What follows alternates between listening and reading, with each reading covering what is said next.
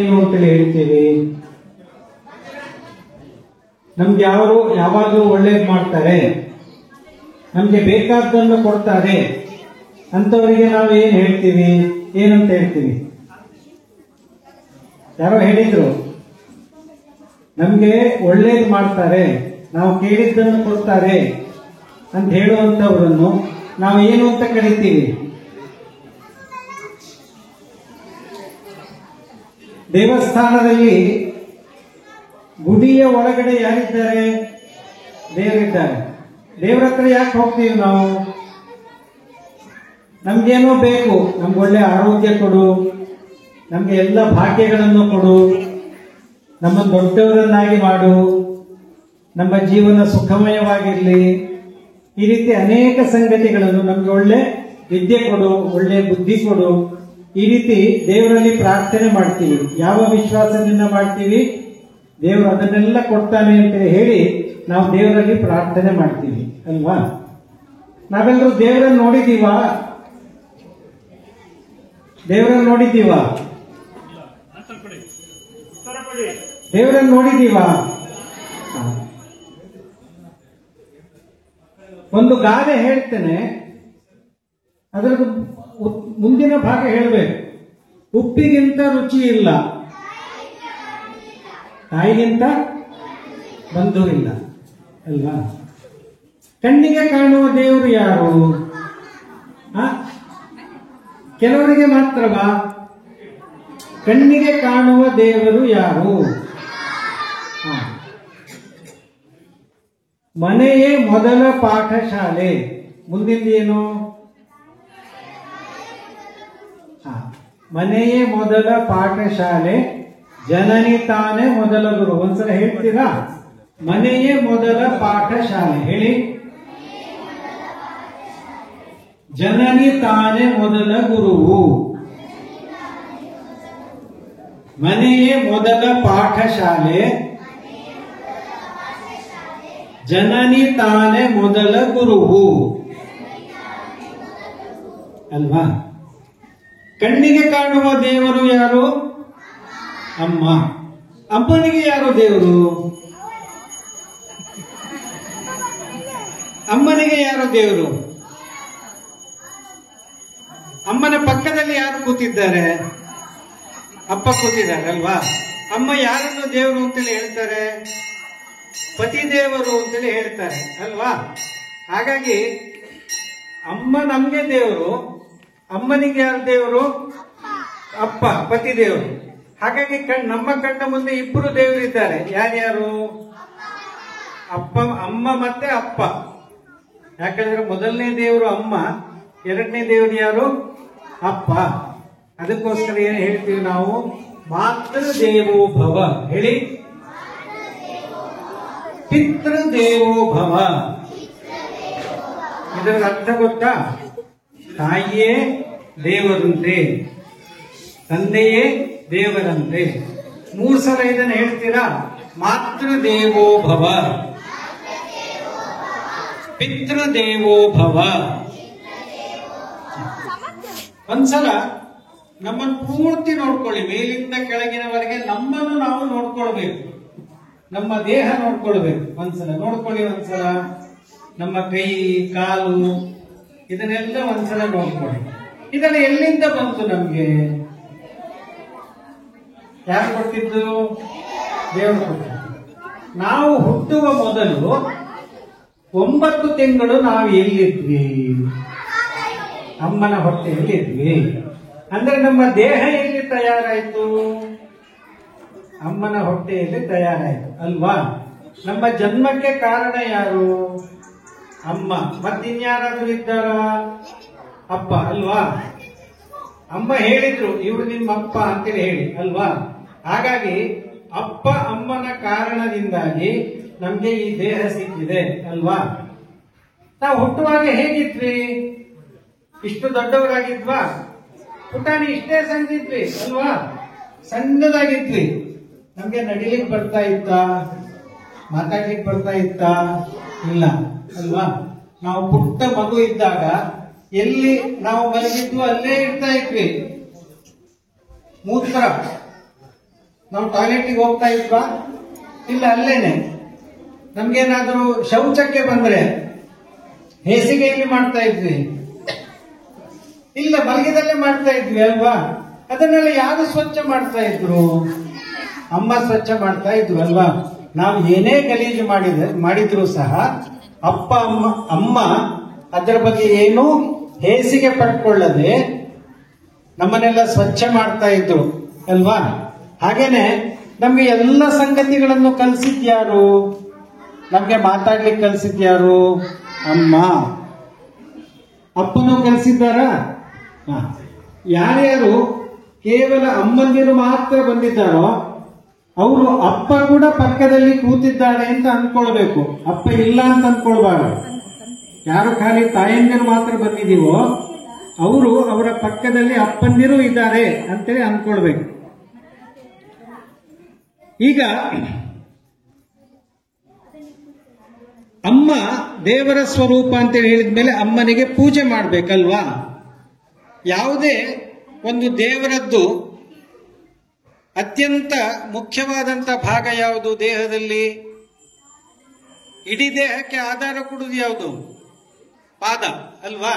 ಹಾಗಾಗಿ ಪಾದ ಪೂಜೆ ಮಾಡುವಂಥದ್ದು ಇಡೀ ಅಪ್ಪನಿಗೆ ಮತ್ತೆ ಅಮ್ಮನಿಗೆ ನಾವು ಪೂಜೆ ಮಾಡಿದ ಹಾಗೇನೆ.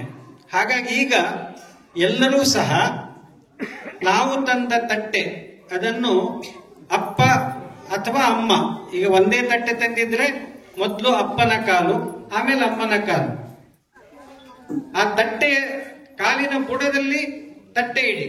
ಅಂದ್ರೆ ನಮ್ಮ ಅಪ್ಪ ಮತ್ತೆ ಅಮ್ಮನ ಕಾಲು ತಟ್ಟೆಯಲ್ಲಿ ಇರಬೇಕು. ಇದಕ್ಕೆ ಪಾದ ಪೂಜೆ ಅಂತ ಹೇಳ್ತಾರೆ. ಅಪ್ಪ ಅಮ್ಮಂದಿರು ತಟ್ಟೆಯಲ್ಲಿ ಆ ಕಾಲನ್ನಿಡಿ, ತಟ್ಟೆಯಲ್ಲಿ ಆ ಕಾಲನ್ನಿಡಿ, ತಟ್ಟೆಯ ಒಳಗೆ ಆ ಕಾಲನ್ನಿಡಿ. ಏನ್ ಸಂಕೋಚ ಮಾಡ್ತಾರೆ? ಅಪ್ಪ ಮೇಬಿಗೆ ಒಂದೇ ತಟ್ಟೆ ತಂದ್ರೆ ಮೊದಲು, ಯಾಕಂದ್ರೆ ಅಮ್ಮನಿಗೆ ಮೊದಲ ಪೂಜೆ ಆಗ್ಬೇಕು. ಆದ್ರೆ ಅಮ್ಮ ಪತಿದೇವರಿಗೆ ಪೂಜೆ ಆಗಿದೆ, ಅಮ್ಮ ಆ ಪೂಜೆ ತಗೊಳ್ಳೋದಿಲ್ಲ.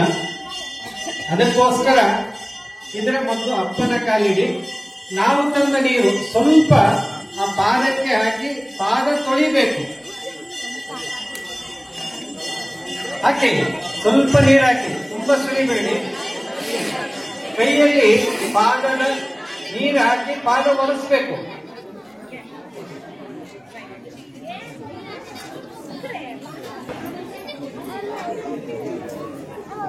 ಪಾದ ಒರೆಸ್ಬೇಕು. ಆಮೇಲೆ ತಟ್ಟೆ ಹೊರಗಡೆ ತೆಗೀರಿ.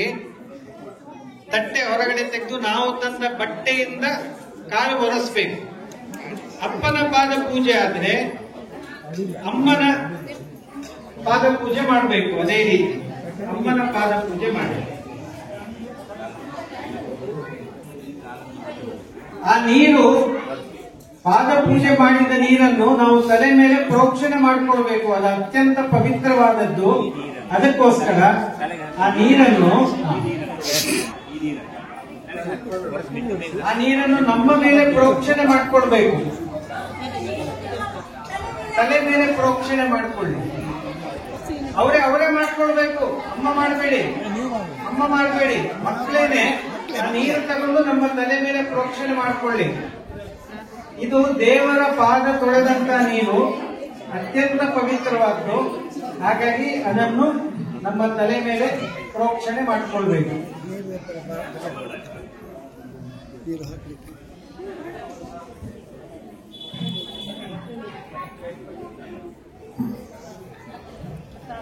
ಅಮ್ಮನಿಗೆ ಯಾಕಿಷ್ಟು ಮಹತ್ವ? ನಾವು ಹೊಟ್ಟೆ ಹಸಿವೆ ಆದ ತಕ್ಷಣ ಅಮ್ಮನ ಹತ್ರ ಹೋಗ್ತೇವೆ. ಅಮ್ಮ ಹಸಿವೆ ಆಗ್ತಾ ಇದೆ ಅಂತ.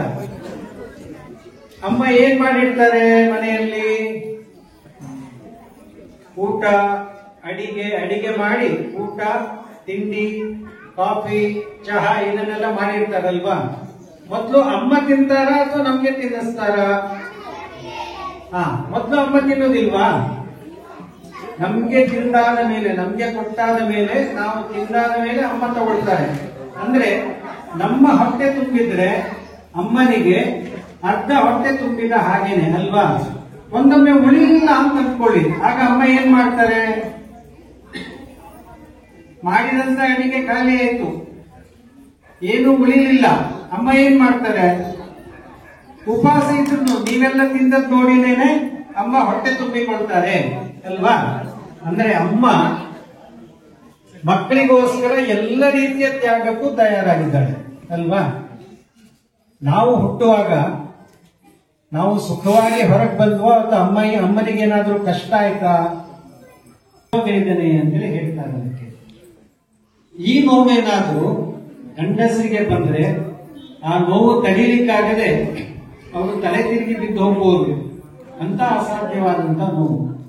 ಹಾಗಾಗಿ ನಮಗೋಸ್ಕರ ಎಲ್ಲ ರೀತಿಯದ್ದು ನೋವು, ಎಲ್ಲ ರೀತಿಯ ಕಷ್ಟ ನಷ್ಟ ಇವುಗಳೆಲ್ಲವನ್ನು ಸಹಿಸುವಂತಹ ಸಹನಾಮೂರ್ತಿ ನಮ್ಮ ತಾಯಿ. ಒಂದ್ಸಲ ಅಮ್ಮನ ಮುಖ ನೋಡಿ, ಅಮ್ಮನ ಮುಖ ನೋಡಿ. ಓ ಅಣ್ಣ, ಅಣ್ಣನ ಮುಖ ಅಲ್ಲ, ಅಮ್ಮನ ಮುಖ. ಹೌದಾ? ನಮಗೋಸ್ಕರ ಎಷ್ಟೆಲ್ಲ ಕಷ್ಟಪಟ್ಟಿದ್ದಾನಲ್ವಾ ಅಮ್ಮ. ನಮ್ಮ ಸುಖದಲ್ಲೇ ತನ್ನ ಸುಖವನ್ನು ಕಾಣುವಂತಹ ಅತ್ಯಂತ ದೇವತಾ ಸ್ವರೂಪಿ ನಮ್ಮ ಅಮ್ಮ. ಆ ಅಮ್ಮನಿಗೆ ಬೆಂಬಲ ಕೊಡೋದು ಯಾರು? ಅಮ್ಮ ಇಷ್ಟೆಲ್ಲ ಮಾಡಿದ್ರು ಕೂಡ ಮನೆಗೆ ಬೇಕಾದಂತಹ ಸಂಪನ್ಮೂಲ, ಮನೆಗೆ ಅಕ್ಕಿ ಬೇಕು, ತರಕಾರಿ ಬೇಕು, ಇದನ್ನೆಲ್ಲ ತಂದು ಕೊಡುವವರು ಯಾರು? ಅಪ್ಪ ಅಲ್ವಾ? ಹಾಗಾಗಿ ಅಮ್ಮನಿಗೆ ಬೆಂಬಲವಾಗಿ ಇರುವವರು ಅಪ್ಪ.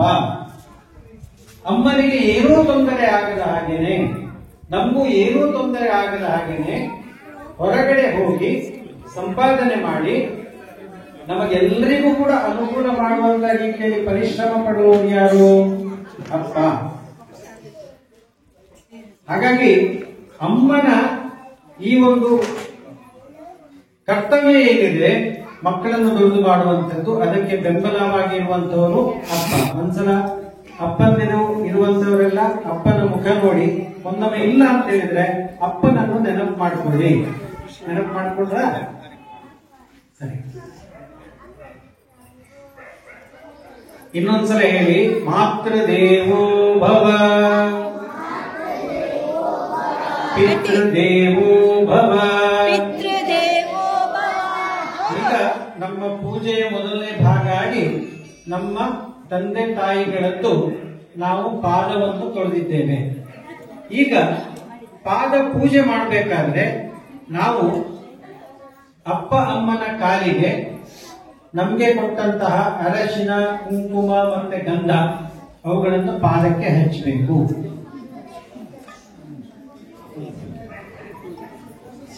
ಆಮೇಲೆ ಮನೆಯಿಂದ ತಂದಂತಹ ಹೂವನ್ನು ಪಾದಕ್ಕೆ ಅಲಂಕಾರ ಮಾಡಬೇಕು.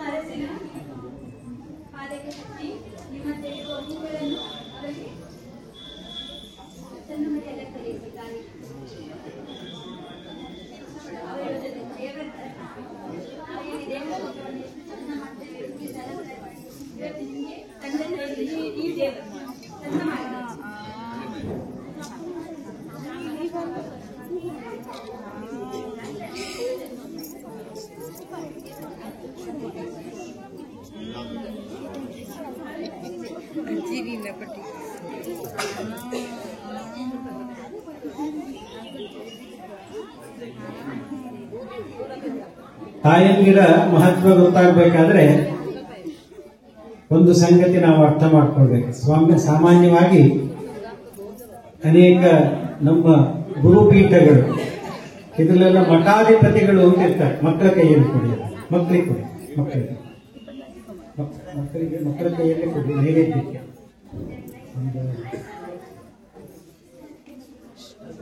ನಿಮ್ಮ ಕೈಯಲ್ಲಿ ಕೊಟ್ಟಿರುವಂತದ್ದು ಅದು ನೈವೇದ್ಯಕ್ಕೆ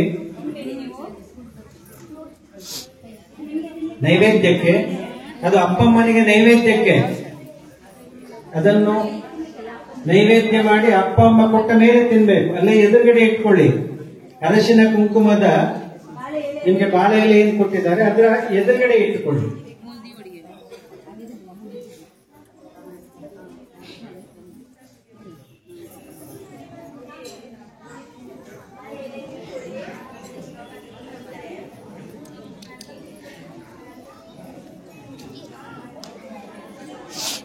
ಮಂಗನ ಉಪವಾಸ ಆಗಬಾರ್ದು. ಒಂದು ದಿವಸ ಎಲ್ಲ ಮಂಗಗಳು ಕೂಡ ಉಪವಾಸ ಮಾಡಬೇಕು ಅಂತ ಯೋಚನೆ ಮಾಡಿದ್ವಂತೆ. ಒಂದು ಬಾಳೆ ತೋಟಕ್ಕೆ ಹೋದ್ರು. ಬಾಳೆಯ ತೋಟದಲ್ಲಿ ಹೋದ್ರೆ ಒಳ್ಳೆ ಒಂದು ಬಾಳೆಗೊನೆ ಹಣ್ಣಾಗಿತ್ತು. ಈಗ ನಾವು ತೆಗಿಲಿಲ್ಲ ಅಂತೇಳಿ ಹೇಳಿದ್ರೆ ಮತ್ತೆ ಬಂದು ಇದನ್ನು ಕಡಿದುಕೊಂಡು ಹೋಗ್ತಾರೆ.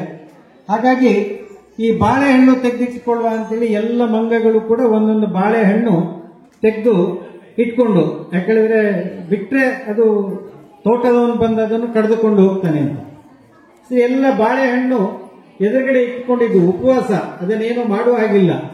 ಕೊನೆಗೆ ನೋಡ್ತಾ ನೋಡ್ತಾ ಇದ್ದ ಹಾಗೇನೆ ಅನ್ನಿಸ್ತು, ಈ ಬಾಳೆಹಣ್ಣು ಹೀಗೆ ಇಡುವುದರ ಬದಲು ಅದನ್ನು ಸುಲಿದಿಡುವ ಅಂತ. ಹಾಗೇನೆ ಬಾಳೆಹಣ್ಣು ಹಾಗೆ ಇಡುವುದಕ್ಕಿಂತ ಒಂದು ಕೆಲಸ ಕಡಿಮೆ ಮಾಡುವ ಅಂತೇಳಿ ಎಲ್ಲ ಬಾಳೆಹಣ್ಣನ್ನು ಸುಲಿದಿಟ್ಟುವಂತೆ. ಸುಲಿದಿಟ್ಟ ಮೇಲೆ ಆಮೇಲೆ ಅನ್ನಿಸ್ತು, ಇದು ಸುಲಿದಿಟ್ಟದ್ದು ಹೀಗೆ ಇಟ್ಟರೆ ಮತ್ತೆ ನುಸಿ ಅದು ಇದೆಲ್ಲ ಬರ್ತದೆ, ಹಾಗಾಗಿ ತಿಂದು ಬಿಡುವ ಅಂತ. ಹಾಗಾಗಿ ಯೋಚನೆ ಮಾಡಿದ್ದೇನೋ ಉಪವಾಸ ಮಾಡಬೇಕು ಅಂತ. ಆದರೆ ಕೊನೆಗೆ ತಡಿಲಿಕ್ಕಾಗದೆ ತಿಂದುಬಿಟ್ವಂತೆ. ಹಾಗೆ ಮೈಸೂರು ಪಾಕು ಅದು ಅಪ್ಪ ಅಮ್ಮನಿಗೆ ನೈವೇದ್ಯ ಆಗುವವರೆಗೆ, ಅವರದನ್ನು ಸ್ವೀಕಾರ ಮಾಡುವವರೆಗೆ ನಾವು ತಗೊಳ್ಳೋ ಹಾಗಿಲ್ಲ. ನಮಗೆ ಒಂದು ಪರೀಕ್ಷೆ ಅದು. ಅಪ್ಪ ಅಮ್ಮನ ಪಾದಗಳಿಗೆ ಹೂವು ಕುಂಕುಮ ಹಚ್ಚಿ, ಆಮೇಲೆ ಕುಂಕುಮ ಅರಶಿನ ಹಚ್ಚಿ ಹೂವಿನಿಂದ ಅಲಂಕಾರ ಮಾಡಿದ್ದೀರಲ್ವಾ, ಸರಿ. ಈಗ ಎಲ್ಲರೂ ಕೂಡ ನಮಗೆ ಕೊಟ್ಟಂತಹ ಮೈಸೂರು ಪಾಕ್ ಏನಿದೆ ಅದನ್ನು ಅಪ್ಪ ಅಮ್ಮನಿಗೆ ತೋರಿಸ್ಬೇಕು.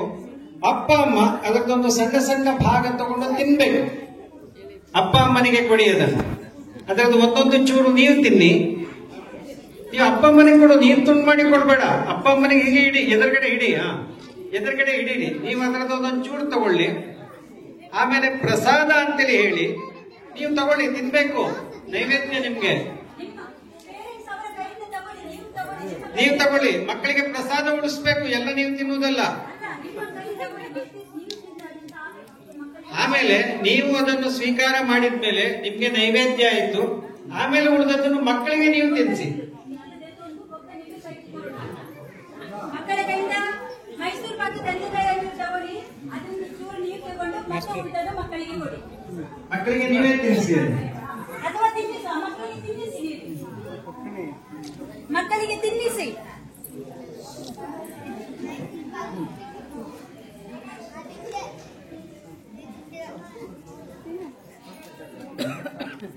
ಈಗ ಮಕ್ಕಳಿಗೆ ಒಂದು ಪ್ರಶ್ನೆ, ನೀವು ಕೊಟ್ಟ ಮೈಸೂರು ಪಾಕನ್ನು ಇಡೀ ಅಪ್ಪ ಅಮ್ಮ ತಿಂದ್ರ?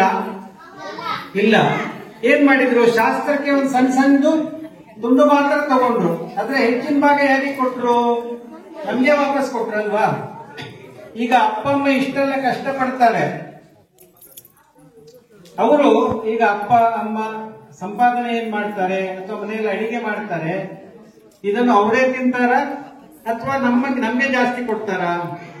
ನಮ್ಗೆ ಜಾಸ್ತಿ ಕೊಡ್ತಾರೆ ಅಲ್ವಾ. ನಾವು ಖುಷಿ ಪಟ್ರೆ ಅದರಲ್ಲೇ ಅವರು ಖುಷಿ ಪಡ್ತಾರೆ. ಹಾಗಾಗಿ ಅಪ್ಪ ಅಮ್ಮ ದುಡಿಯುವಂತದ್ದು ಅವರಿಗೋಸ್ಕರ ಅಲ್ಲ. ಯಾರಿಗೋಸ್ಕರ? ಅಪ್ಪ ಅಮ್ಮ ದುಡಿಯುವಂತದ್ದು, ಕಷ್ಟಪಡುವಂತದ್ದು ಯಾರಿಗೋಸ್ಕರ?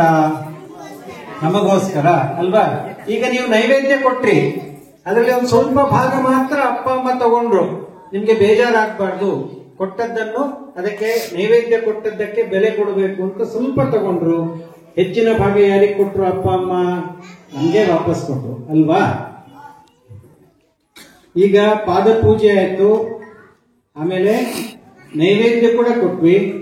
ಈಗ ನಮ್ಮ ಕೈಯಲ್ಲೇನೆ ಜ್ಯೋತಿ ಇದೆ ಅಂತೇಳಿ ಹೇಳಿ ನಾವು ಭಾವಿಸಿ ಅಪ್ಪ ಅಮ್ಮನಿಗೆ ಆರತಿ ಮಾಡ್ಬೇಕು. ನಾವು ಈಗ ಬಲಗೈ ಮುಂದೆ ಮಾಡಿ, ಬಲಗೈ ಇದರಲ್ಲಿ ಆರತಿ ಇದೆ, ಅದಕ್ಕೆ ನಾವು ಜ್ಯೋತಿ ಹಚ್ಚಿದ್ದೀವಿ ಅಂತೇಳಿ ಕಲ್ಪನೆ ಮಾಡ್ಕೊಂಡು ನೋಡಿ, ಕೈ ಪೂರ್ತಿ ಹೀಗೆ ಚಾಚಬೇಕು. ಕೈ ಪೂರ್ತಿ ಆರತಿಯ ತಟ್ಟೆ ಹಾಗೆ ಚಾಚಬೇಕು. ಅದರಿಂದ ನೋಡಿ ಈ ರೀತಿ ಪ್ರದಕ್ಷಿಣಾಕಾರವಾಗಿ ಈ ರೀತಿ ಅಪ್ಪ ಅಮ್ಮನಿಗೆ ಆರತಿ ಎತ್ತಬೇಕು. ನೋಡಿ, ಪ್ರದಕ್ಷಿಣಾಕಾರವಾಗಿ. ಆಗಲ್ಲ ಉಲ್ಟಲ್ಲ ನೋಡಿ, ಹೀಗೆ ಮೊದಲು ಎಡಗಡೆಗೆ ಹೋಗ್ಬೇಕು, ಆಮೇಲೆ ಬಲಗಡೆಗೆ. ಎಲ್ಲರೂ ಪ್ರದಕ್ಷಿಣಾಕಾರವಾಗಿ ಸೂಚಿಸ್ತಾ ಇದ್ದಾರೆ ನೋಡಿ. ಅಪ್ಪ ಅಮ್ಮನಿಗೆ ಆರತಿ ಎತ್ತಿ ಚಂದ ಮಾಡಿ ನಿಧಾನಕ್ಕೆ ಅಪ್ಪ ಅಮ್ಮನಿಗೆ ಮಂಗಳಾರತಿ. ಅದರಲ್ಲಿ ಜ್ಯೋತಿ ಇದೆ ಅಂತೇಳಿ ಕಲ್ಪನೆ ಮಾಡ್ಕೊಳ್ಬೇಕು. ಜ್ಯೋತಿ ಇದೆ ಅಂತ ಕಲ್ಪನೆ ಮಾಡ್ಕೊಳ್ಬೇಕು.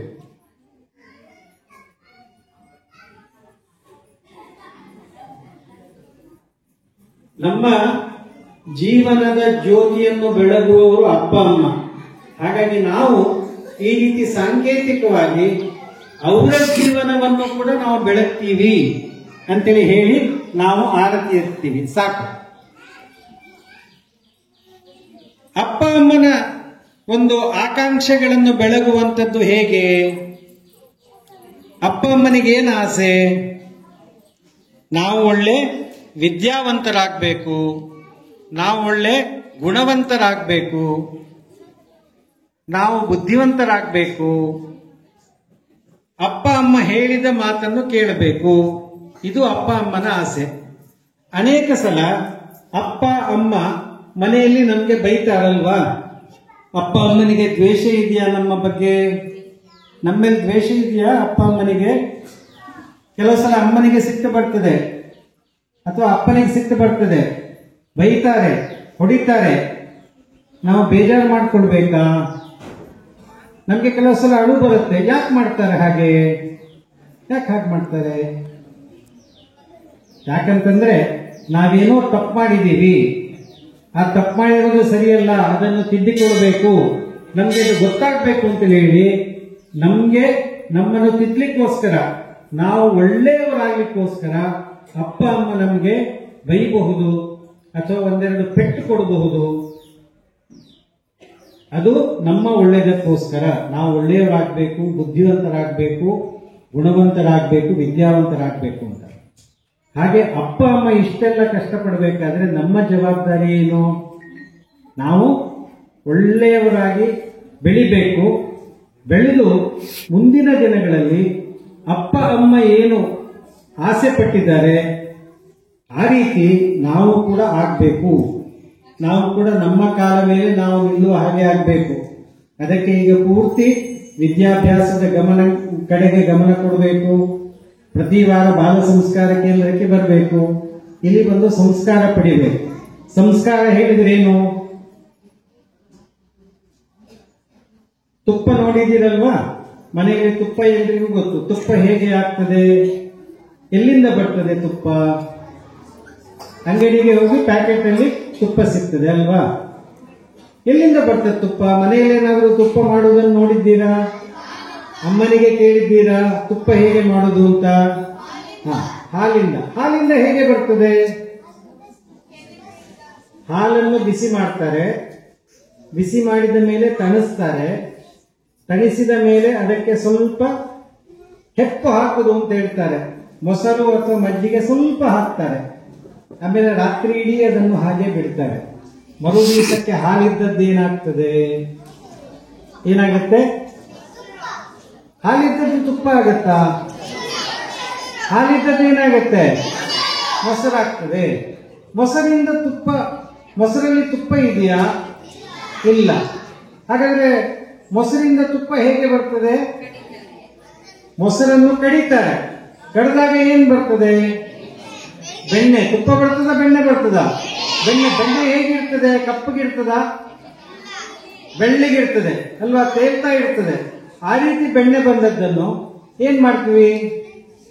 ಆಮೇಲೆ ಅದನ್ನು ಬಿಸಿ ಮಾಡಿದ್ರೆ ತುಪ್ಪ ಆಗತ್ತೆ. ಹಾಲಾದ್ರೆ ಒಂದೇ ದಿವಸದಲ್ಲಿ ಕೆಡ್ತದೆ. ತುಪ್ಪ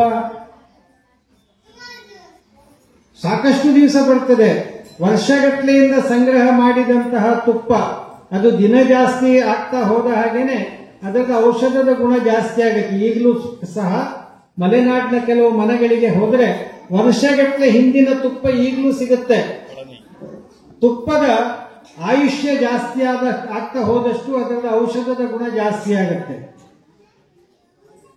ಹಾಲಿನಿಂದ ತುಪ್ಪ ಪಡೆಯುವಂಥದ್ದು ಇದಕ್ಕೆ ನಾವು ಏನು ಅಂತೇಳಿ ಹೇಳಬಹುದು? ಹಾಲಿನಿಂದ ತುಪ್ಪ ಹೇಗಾಗುತ್ತೆ? ಹಾಲಿಗೆ ಬೇರೆ ಬೇರೆ ರೀತಿಯದ್ದು ಸಂಸ್ಕಾರಗಳನ್ನು ಕೊಟ್ಟು ಅದರಿಂದ ತುಪ್ಪ ಆಗತ್ತೆ. ಹಾಲು ಒಂದೇ ದಿನ ಇರ್ತದೆ, ತುಪ್ಪ ವರ್ಷಗಟ್ಟಲೆ ಇರ್ತದೆ ಅಲ್ವಾ? ಯಾವುದಕ್ಕೆ ಬೆಲೆ ಜಾಸ್ತಿ? ತುಪ್ಪಕ್ಕೆ ಬೆಲೆ ಜಾಸ್ತಿ ಅಲ್ವಾ? ಯಾವುದಕ್ಕೆ ಬಾಳಿಕೆ ಜಾಸ್ತಿ? ತುಪ್ಪಕ್ಕೆ. ಹಾಲಿಗಲ್ಲ, ಹಾಲಿಗೆ ಒಂದೇ ದಿವಸ ಅಲ್ವಾ? ತುಪ್ಪಕ್ಕೆ ವರ್ಷಗಟ್ಟಲೆ. ಹಾಗೆ ಸಂಸ್ಕಾರ ಅಂತೇಳಿ ಹೇಳಿದ್ರೆ ಮನೆಯಲ್ಲೂ ಕೂಡ ಅಪ್ಪ ಅಮ್ಮ ನಮ್ಗೆ ಹೇಳುವಂತಹ ಬುದ್ಧಿವಾದ ಅಥವಾ ನಮ್ಗೆ ಕೊಡುವಂತ ಪೆಟ್ಟು, ಇದೆಲ್ಲ ನಾವು ಒಳ್ಳೆಯವರಾಗಬೇಕು, ಹಾಲಿನ ಹಾಗೆ ಇರುವುದಲ್ಲ, ತುಪ್ಪದ ಹಾಗೆ ಆಗ್ಬೇಕು, ಪರಿಮಳ ಬೀರ್ಬೇಕು. ತುಪ್ಪಕ್ಕೆ ಒಳ್ಳೆ ಪರಿಮಳ ಉಂಟಾ ಇಲ್ವಾ ಅಲ್ವಾ? ಹಾಗೆ ಒಳ್ಳೆ ಪರಿಮಳ ಬರಬೇಕು, ಒಳ್ಳೆ ಬಾಳಿಕೆ ಬರಬೇಕು ಅಂತ, ನಮ್ಮ ಜೀವನ ಆಗ್ಬೇಕು ಅಂತ ಅವರು ಈ ರೀತಿಯೆಲ್ಲ ಮಾಡ್ತಾರೆ. ಅದು ನಮ್ಗೆ ಸಂಸ್ಕಾರ ಕೊಡುವುದಕ್ಕೋಸ್ಕರ. ಬಾಲ ಸಂಸ್ಕಾರ ಕೇಂದ್ರಕ್ಕೆ ನಾವು ಬಂದಾಗ ನಮ್ಗೆ ಬೇರೆ ಬೇರೆ ಸಂಗತಿಗಳನ್ನು ಹೇಳ್ಕೊಡ್ತಾರೆ ಅಲ್ವಾ? ಅದ್ಯಾಕೆ? ನಾವು ಹೇಗಿರಬೇಕು ಅಂತ. ನಾವೆಲ್ಲ ಯಾರು? ನಮ್ಮೆಲ್ಲರನ್ನು ಸೇರಿ ಏನು ಅಂತೇಳಿ ಹೇಳ್ತಾರೆ. ಮೇಲ್ಗಡೆ ಏನ್ ಬರ್ತಿದ್ದಾರೆ ಮಧ್ಯದಲ್ಲಿ? ಅಲ್ಲಲ್ಲ, ಅದರ ಮೇಲೆ ನಾವೆಲ್ಲ ಯಾರು? ಹಿಂದೂಗಳು. ಒಂದ್ಸಲ ಹೇಳಿ ನೋಡುವ, ನಾವೆಲ್ಲ ಹಿಂದೂ ಅಲ್ವಾ? ನಾವೆಲ್ಲ ಹಿಂದೂ ಅಂತ ಹೇಳುವುದು ಮಾತ್ರ ಅಲ್ಲ, ನಾವು ಹಿಂದೂಗಳ ಹಾಗೆ ಇರಬೇಕು. ಅದಕ್ಕೆ ಅಪ್ಪ ಅಮ್ಮ ಮನೆಯಲ್ಲಿ ನಮ್ಗೆ ಏನ್ ಹೇಳ್ಕೊಡ್ತಾರೋ, ಇಲ್ಲಿ ಬಾಲ ಸಂಸ್ಕಾರ ಕೇಂದ್ರದಲ್ಲಿ ಏನ್ ಹೇಳ್ಕೊಡ್ತಾರೋ ಅದೆಲ್ಲ ಯಾಕೆ ಅಂತ ಹೇಳಿದ್ರೆ ನಾವೆಲ್ಲ ಹಿಂದೂಗಳ ರೀತಿಯಲ್ಲಿ ಜೀವನ ಮಾಡಬೇಕು, ಅದಕ್ಕೋಸ್ಕರ ಈ ರೀತಿ ಹೇಳ್ತಾರೆ ಅಲ್ವಾ? ನಾವೆಲ್ಲ ಹೇಗಿರಬೇಕು? ಹೇಗಿರಬೇಕು? ಮುಂದಿಂದೇನು? ನಾವೆಲ್ಲ ಹಿಂದೂ ಆದ್ಮೇಲೆ ಮುಂದಿಂದೇನು? ನಾವೆಲ್ಲ ಹೇಗಿರ್ಬೇಕು? ನಮ್ಮ ಸಂಬಂಧ ಹೇಗಿರ್ಬೇಕು? ಜಗಳ ಆಡ್ತಾ ಇರ್ಬೇಕಾ? ಪ್ರೀತಿಯಿಂದ ಇರಬೇಕು? ಹೇಗಿರ್ಬೇಕು? ಪ್ರೀತಿಯಿಂದ ಇರಬೇಕು. ಪ್ರೀತಿಯಿಂದ ಇರೋರಿಗೆ ಏನು ಅಂತೇಳಿ ಹೇಳ್ತಾರೆ? ಪ್ರೀತಿಯಿಂದ ಇರುವಂತವರಿಗೆ ಏನು ಅಂತೇಳಿ ಹೇಳ್ತಾರೆ? ಹಿಂದೂ ಮುಂದಿನ ಶಬ್ದ ಯಾವುದು? ನಾವೆಲ್ಲ ಬಂಧು. ಹೇಳಿ, ನಾವೆಲ್ಲ ಬಂಧು ಅಂತೇಳಿ ಹೇಳಿದ್ಮೇಲೆ ನಾವೆಲ್ಲ ಏನು? ಒಂದು. ಒಂದ್ಸಲ ಮೂರು ಒಟ್ಟಿಗೆ ಹೇಳ್ತೀರಾ? ನಾವೆಲ್ಲ ಹಿಂದೂ, ನಾವೆಲ್ಲ ಬಂಧು, ನಾವೆಲ್ಲ ಒಂದು. ನಾವು ಹೀಗಿರ್ಬೇಕಾದ್ರೆ ನಮ್ಮ ನಡವಳಿಕೆ ಎಲ್ಲ ಚೆನ್ನಾಗಿರ್ಬೇಕು, ಅದಕ್ಕೆ ಸಂಸ್ಕಾರ ಸಿಗ್ಬೇಕು ಅಲ್ವಾ? ಆ ರೀತಿ ಸಂಸ್ಕಾರಕ್ಕೋಸ್ಕರ ಅಪ್ಪ ಅಮ್ಮ ನಮಗೆ ಎಲ್ಲ ಒಂದು ಸ್ವಲ್ಪ ಹೊತ್ತು ಮೌನವಾಗಿರುವ ದೇವರ ಆರತಿ ಆಗ್ತಾ ಇದೆ. ಆರತಿ ಮುಗಿಯುವಾಗ ಕೈ ಮುಗಿದುಕೊಂಡು ದೇವರ ಆರತಿಯನ್ನು ಮನಸ್ಸಿನಲ್ಲಿ ನೆನೆಸ್ಕೊಳ್ಬೇಕು.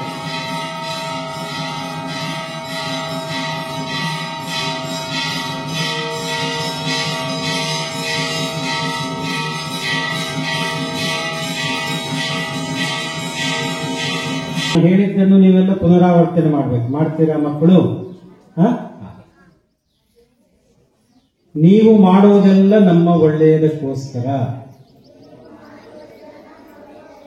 ಎಲ್ಲರೂ ಹೇಳ್ತಾ ಇಲ್ಲ, ಎಲ್ಲರ ಸ್ವರ ಕೇಳಿಸ್ಬೇಕು. ನೀವು ಅಲ್ಲ, ಅದಕ್ಕೇನೆ ಕೇಳಲೇ ಇಲ್ಲ. ನೀವು ಮಾಡುವುದೆಲ್ಲ ನಮ್ಮ ಒಳ್ಳೆಯದಕ್ಕೋಸ್ಕರ. ನೀವು ಹೇಳಿದಂತೆ ನಾವು ಕೇಳುತ್ತೇವೆ. ನೀವು ಅಪೇಕ್ಷೆ ಪಟ್ಟಂತೆ ನಾವು ವಿದ್ಯಾವಂತರಾಗಿ, ಬುದ್ಧಿವಂತರಾಗಿ, ಗುಣವಂತರಾಗಿ ಬೆಳೆಯಲು ಎಲ್ಲಾ ಪ್ರಯತ್ನ ಮಾಡುತ್ತೇವೆ. ಕುಟುಂಬದ ಜವಾಬ್ದಾರಿಯನ್ನು ನಿರ್ವಹಿಸುತ್ತೇವೆ. ನಿಮ್ಮ ಕೆಲಸ ಕಾರ್ಯಗಳಲ್ಲಿ ನಮ್ಮಿಂದಾದ ಸಹಾಯ ಮಾಡುತ್ತೇವೆ. ಏನ್ ಮಾಡ್ತೀರಿ ಸಹಾಯ? ಮನೆಯಲ್ಲಿ ಪಾತ್ರೆ ತೊಳೆದು ಕೊಡ್ತೀರಾ? ಅಮ್ಮ ಪಾತ್ರೆ ತೊಳಿಲಿಕ್ಕೆ ಹೇಳಿದ್ರೆ ಪಾತ್ರೆ ತೊಳೆದು ಕೊಡ್ತೀರಾ? ತೆಂಗಿನಕಾಯಿ ತುಳಿಲಿಕ್ಕೆ ಹೇಳ್ತಾರೆ, ತೆಂಗಿನಕಾಯಿ ತುಳಿದು ಕೊಡ್ತೀರಾ? ತರಕಾರಿ ಕಟ್ ಮಾಡಿ ಕೊಡ್ತೀರಾ? ಅಮ್ಮ ಏನ್ ಹೇಳಿದ್ರು ಕೂಡ ಅದನ್ನ ಮಾಡಬೇಕು. ಯಾಕಂದ್ರೆ ಮನೆಯಲ್ಲಿ ಮಾಡುವಂತ ಇದೆಲ್ಲ ಕೆಲಸವೂ ಕೂಡ ನಮ್ಗೆ ಶಿಕ್ಷಣ. ಮನೆಯಲ್ಲಿ ಒರೆಸ್ಲಿಕ್ಕೆ ಹೇಳಿದ್ರೆ, ಗುಡಿಸ್ಲಿಕ್ಕೆ ಹೇಳಿದ್ರೆ, ಮನೆಯಲ್ಲಿ ಟಾಯ್ಲೆಟ್ ಕ್ಲೀನ್ ಮಾಡ್ಲಿಕ್ಕೆ ಹೇಳಿದ್ರೆ ಅದನ್ನು ಮಾಡಬೇಕು. ಮಾಡ್ತೀರಾ? ಈ ರೀತಿ ಮಾಡಿ, ಯಾರಿಲ್ಲ ಅಂತ ಹೇಳಿದ್ದು. ಅಪ್ಪ ಅಮ್ಮ ಮನೆಯ ಕೆಲಸ ಯಾವುದು ಕೀಳಲ್ಲ, ಎಲ್ಲವೂ ನಾವು ಮಾಡಲೇಬೇಕು. ಹಾಗಾಗಿ ನಾವು ಮನೆಯಲ್ಲಿ ಕೆಲಸಗಳನ್ನು ಮಾಡಿದ್ರೆ ಆಗ ಅಪ್ಪ ಅಮ್ಮನಿಗೂ ಸ್ವಲ್ಪ ಸಹಾಯ ಆದ ಹಾಗೆ ಆಗತ್ತೆ. ಮಾತ್ರ ಅಲ್ಲ, ಆ ಕೆಲಸ ಮಾಡುವಂಥದ್ದು ನಮಗೂ ಅಭ್ಯಾಸ ಆಗತ್ತೆ. ಇದು ಒಂದು ಶಿಕ್ಷಣ. ಮಾಡ್ತೀರಾ? ಮಾಡ್ತೀರಾ? ನಮ್ಮ ಕುಟುಂಬವನ್ನು ಹೇಳಿ, ನಮ್ಮ ಕುಟುಂಬವನ್ನು ಮುಂದುವರಿಸಿಕೊಂಡು ಹೋಗುತ್ತೇವೆ. ಈಗಂತೇಳಿ ಹೇಳಿದ್ರೆ ನಾವು ಮುಂದೆ ದೊಡ್ಡವರಾದ್ಮೇಲೆ ನಮಗೂ ಮದುವೆ ಆಗ್ಬೇಕು, ಮಕ್ಕಳಾಗ್ಬೇಕು, ಆ ಮಕ್ಕಳಿಗೆ ಒಳ್ಳೆ ಸಂಸ್ಕಾರ ಕೊಡಬೇಕು, ಆ ರೀತಿಯದ್ದು ಜವಾಬ್ದಾರಿ ಇದೆ. ಆಗ ಮಾತ್ರ ಕುಟುಂಬ ಮುಂದುವರಿದುಕೊಂಡು ಹೋಗುತ್ತದೆ ಅಲ್ವಾ? ಸಮಾಜಕ್ಕೆ ಆಸ್ತಿಯಾಗುವಂತ ರೀತಿಯಲ್ಲಿ ನಾನು ಕೆಲಸ ಮಾಡುತ್ತೇನೆ. ಈ ದೇಶವೇ ಮೊದಲು, ರಾಷ್ಟ್ರ ಸರ್ವೋಪರಿ ಎಂಬ ಭಾವನೆಯಿಂದ ದೇಶದ ಕೆಲಸ ಮಾಡುತ್ತೇನೆ, ಧರ್ಮದ ಕೆಲಸ ಮಾಡುತ್ತೇನೆ. ನಮ್ಮ ಧರ್ಮ ಸಂಸ್ಕೃತಿಗಳನ್ನು ಉಳಿಸುತ್ತೇವೆ. ನೀವು ಹೆಮ್ಮೆ ಪಡುವಂತೆ ನಾವು ಕೆಲಸ ಮಾಡುತ್ತೇವೆ.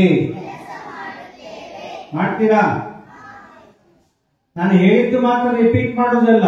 ಆ ರೀತಿ ಆಗ್ತೀರಾ?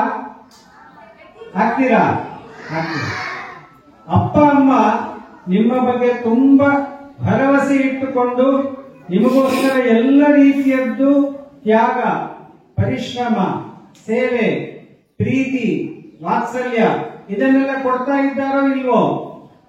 ಕೊಡ್ತಾ ಇದ್ದಾರಲ್ವಾ? ಕೊಡ್ತಾ ಇದ್ದಾರೋ ಇಲ್ವೋ? ಕೊಡ್ತಾ ಇದ್ದಾರೆ. ಯಾತಕ್ಕೋಸ್ಕರ ಕೊಡ್ತಿದ್ದಾರೆ? ಅವರ ರೀತಿಯಲ್ಲೇ ನೀವು ಬೆಳೆದು ದೊಡ್ಡವರಾಗಬೇಕು, ದೇಶಕ್ಕೆ ಆಸ್ತಿ ಆಗ್ಬೇಕು ಅಂತ. ಆ ರೀತಿ ಮಾಡ್ತೀರಲ್ವಾ? ಈಗೆಲ್ಲರೂ ಕೂಡ ಅಪ್ಪ ಅಮ್ಮನಿಗೆ ನಮಸ್ಕಾರ ಮಾಡಬೇಕು. ಎಲ್ಲರೂ ಎದ್ದು ನಿಂತು ಒಂದು ಸುತ್ತು ತೆಗೆದು ಅಪ್ಪ ಅಮ್ಮನಿಗೆ ನಮಸ್ಕಾರ ಮಾಡಬೇಕು. ನಿಂತಲ್ಲೇ ಒಂದು ಪ್ರದಕ್ಷಿಣೆ ಮಾಡಿ ಅಪ್ಪ ಅಮ್ಮನಿಗೆ ನಮಸ್ಕಾರ ಮಾಡಬೇಕು. ಬಲದಿಂದ ಎಡಕ್ಕೆ ನಮಸ್ಕಾರ ಮಾಡಿ. ಒಂದು ಸುತ್ತು ಸಾಕು, ಗರ್ಭ ಸುತ್ತದಲ್ಲ.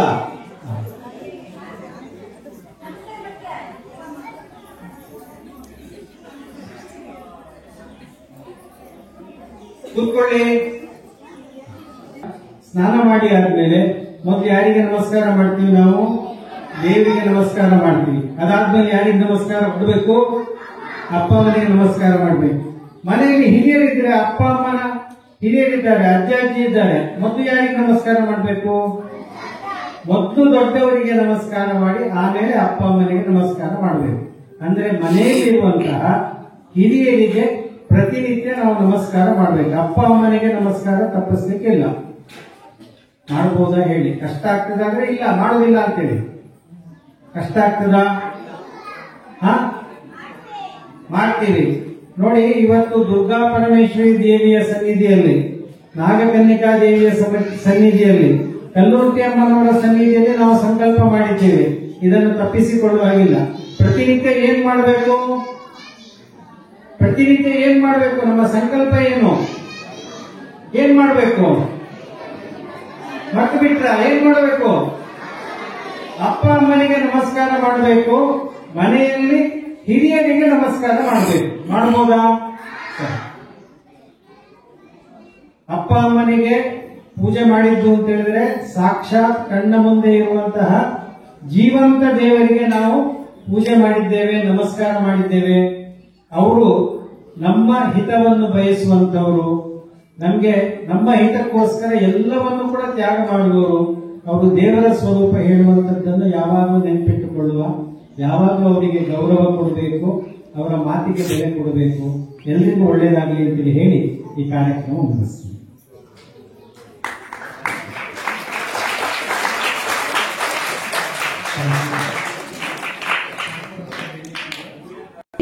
ನೆರವೇರಿಸಿಕೊಟ್ಟಿರುವಂತಹ ಗಜಾನನ ಪೈ ಅಣ್ಣನವರಿಗೆ ಹೃತ್ಪೂರ್ವಕವಾದ ಧನ್ಯವಾದವನ್ನು ಸಲ್ಲಿಸ್ತಾ ಇದ್ದೇನೆ.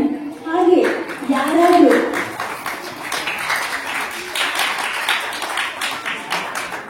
ಮಾತಾ ಪಿತೃಗಳು ಈಗ ಯಾರು ಗೌರವವನ್ನು ಪೂಜೆಯನ್ನು ಪಡ್ಕೊಂಡಿದ್ದೀರಾ, ನಿಮಗೆ ಏನಾದರೂ ಅನಿಸಿಕೆ ನಿಮಗೆ ಹೇಳ್ಬೋದಂದ್ರೆ ಒಂದು 2 ಮಾತಲ್ಲಿ ಚಿಕ್ಕದಾಗಿ ಚೊಕ್ಕದಾಗಿ ಹೇಳುವಂತಹ ಒಂದು ಅವಕಾಶವನ್ನು ನಿಮಗೆ ಕೊಡ್ತಾ ಇದ್ದೇನೆ. ನಿಮ್ಮ ಅನುಭವ 2 ಮಾತುಗಳಲ್ಲಿ. ಇದು ಮಾತೃ ಪೂಜೆ ಮಾಡ್ತಾರೆ. ಇನ್ನೊಂದು ಪ್ರಥಮ ಅನುಭವ. ಮಕ್ಕಳು ಚೆನ್ನಾಗಿ ಮಾಡಿದ್ರು. ಇದು ಈ ಮಕ್ಕಳಿಗೆ ನಮ್ಮ ಹಿರಿಯರು ಹೇಳಿದ್ರು, ಮಕ್ಕಳಿಗೆ ಏನ್ ಮಾಡಬೇಕು, ಯಾವ ತರ ಮಾಡಬೇಕು ಪೂಜೆ ಅಂತ ಹೇಳುವಾಗ ನನಗೆ ನನ್ನ ಅಪ್ಪ ಅಮ್ಮ ಆಗ್ತಾ ಇತ್ತು.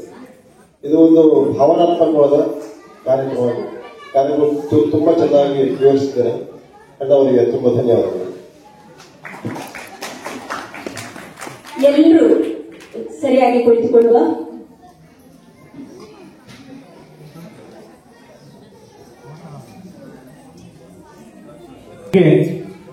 ಶಾಂತಿ ಮಂತ್ರ ಹೇಳುವ. ನಮ್ಮ ಹಿಂದೂ ಧರ್ಮದ ಆಶಯ ಏನು ಹೇಳುವಂಥದ್ದು ಈ ಶಾಂತಿ ಮಂತ್ರದಲ್ಲಿದೆ. ಎಲ್ಲರೂ ಕೂಡ ಸುಖಿಗಳಾಗಿರಲಿ, ಎಲ್ಲರೂ ಕೂಡ ಆರೋಗ್ಯವಂತರಾಗಿರಲಿ, ಎಲ್ರಿಗೂ ಕೂಡ ಒಳ್ಳೆಯದಾಗಲಿ, ಯಾರಿಗೂ ಕೂಡ ದುಃಖ ಬರದೇ ಇರಲಿ ಹೇಳುವಂಥದ್ದು ಇದರ ಆಶಯ. ಹಿಂದೂ ಧರ್ಮ, ಹಿಂದೂ ಸಂಸ್ಕೃತಿ ಹೇಳುವಂಥದ್ದು ಎಲ್ಲರಿಗೂ ಕೂಡ ಒಳಿತನ್ನು ಬಯಸುವಂಥದ್ದು. ಅದೇ ಈ ಶಾಂತಿ ಮಂತ್ರದ ಸಂದೇಶ. ನಾನು ಹೇಳಿಕೊಡ್ತೀನಿ, ಎಲ್ಲರೂ ಒಟ್ಟಿಗೆ ಹೇಳಿಕೊಟ್ಟದ್ದನ್ನು ಪುನರಾವರ್ತನೆ ಮಾಡಿ.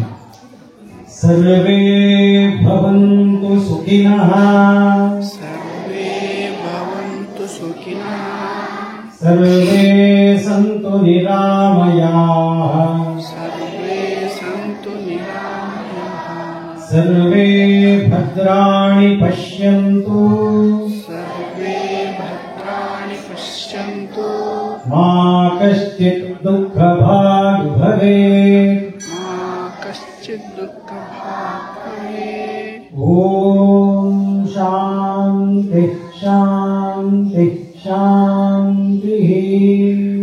ಓಂ ಶಾಂತಿ ಶಾಂತಿ ಶಾಂತಿ.